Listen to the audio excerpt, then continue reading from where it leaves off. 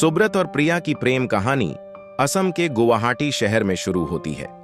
वे दोनों बचपन के दोस्त थे और उनके परिवार एक दूसरे को अच्छी तरह से जानते थे। जैसे जैसे वे बड़े हुए, उनकी दोस्ती प्यार में बदल गई।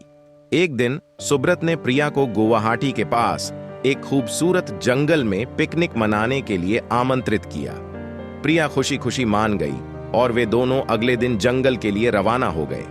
जंगल में सुब्रत और प्रिया ने हाथ में हाथ डाले घंटों सैर की। उन्होंने पेड़ों की छाया में बैठकर बातें की और फूलों की खुशबू का आनंद लिया।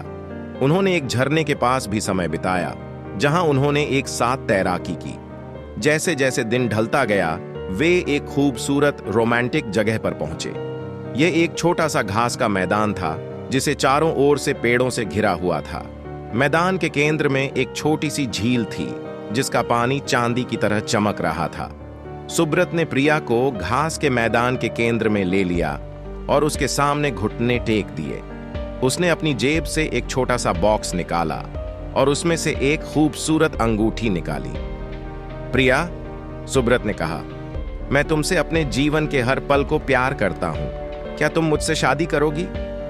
प्रिया की आंखों में आंसू आ गए थे। उसने सुब्रत को गले लगा लिया और कहा, हाँ हाँ, मैं तुमसे शादी करूंगी।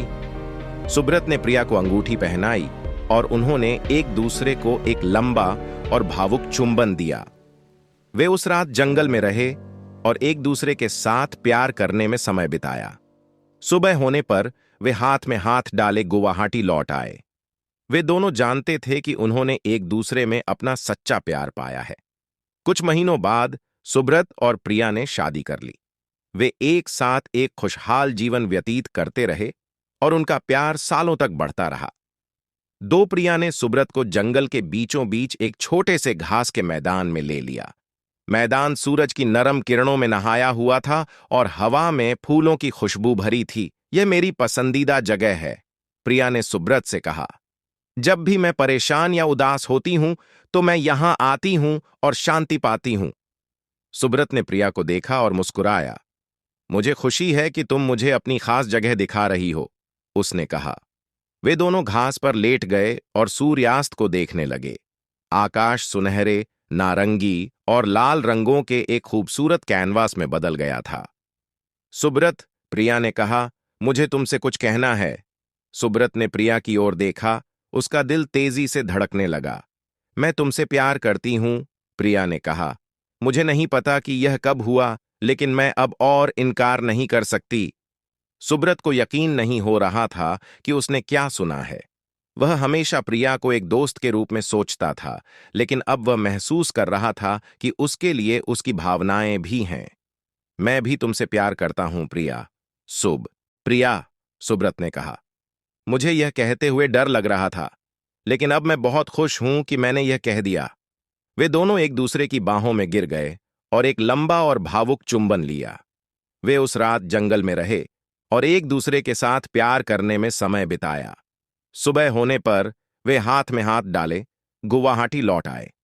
वे दोनों जानते थे कि उन्होंने एक दूसरे में अपना सच्चा प्यार पाया है। कुछ महीनों बाद सुब्रत और प्रिया ने शादी कर ली। वे एक साथ एक खुशहाल जीवन व्यतीत करते रहे और उनका प्यार सालों तक बढ़ता रहा।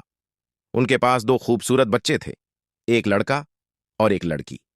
वे अपने बच्चों को प्रेम और करुणा का महत्व सिखाते थे। सुब्रत और प्रिया की प्रेम कहानी असम के गुवाहाटी शहर में शुरू हुई, लेकिन यह पूरी दुनिया में एक प्रेरणा बन गई।